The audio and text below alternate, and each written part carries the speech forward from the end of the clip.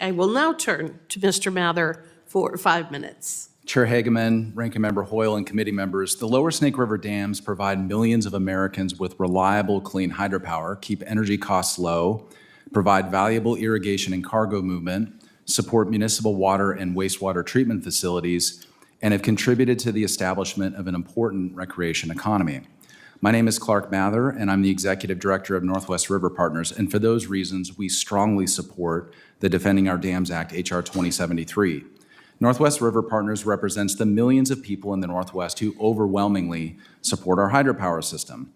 And I want to thank the prime sponsor, Congressman Newhouse, for his long-standing, unwavering support of our critical hydropower system. Of course, I want to thank Representative Bentz and Fulcher for their leadership and co-sponsorship of this legislation. The federal Snake River dams are essential. Let's start with energy.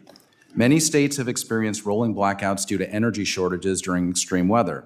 And while the Pacific Northwest has largely avoided service interruptions due mostly to the federal hydropower systems, we have experienced several near misses. And several public studies indicate a surge in load growth in the future. It's been talked about here at the committee, with not enough energy to meet the need.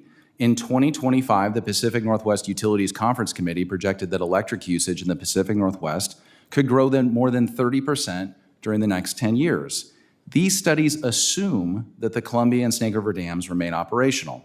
Senator Murray and then Governor Inslee of Washington issued a report in 2022 that reached a similar conclusion, stating, quote, "Breach is not a feasible option in the near term." Our dams provide affordable, reliable energy that play an essential role in keeping people alive. And the Lower Snake River dams support billions of dollars of high-value agricultural products, our food supply, and support communities along the river. The Snake River provides tens of thousands of acres of irrigation for farmers to grow a broad spectrum of crops. The Columbia Snake River system is the #1 wheat export gateway in the United States and the #2 national gateway for soy and corn exports. And in Clarkston, Washington, the water table produced is necessary for the city to meet wastewater state regulations. Losing these dams would jeopardize our regional agricultural sector, weaken American food security, and jeopardize local essential services.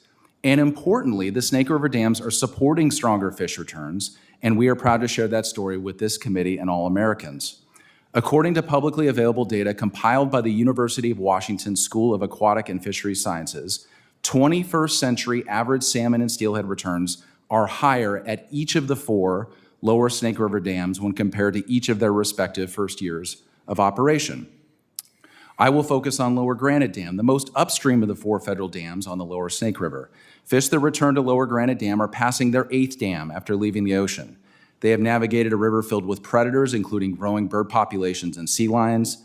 They have survived multiple years in the ocean, climate change-induced warming, and they have survived thousands of human beings who have tried to catch them and harvest them in the sea and in the river. At Lower Granite Dam, it's been more than 4 decades since fish returns were less than 1975, the first year of operation, and this century average salmon returns are nearly 10 times higher than in 1999.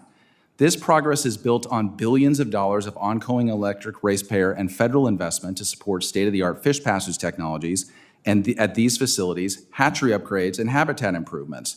And most of these dollars are spent in the region to support fish in coordination and direct coordination with Native American tribes and states. And yet the countervailing narrative has led to imbalanced policy choices that disproportionately blame our vital hydropower system for reductions of salmon and steelhead populations. A process led by the Biden administration excluded sovereign states and several other stakeholders from meaningful engagement on the future of the system.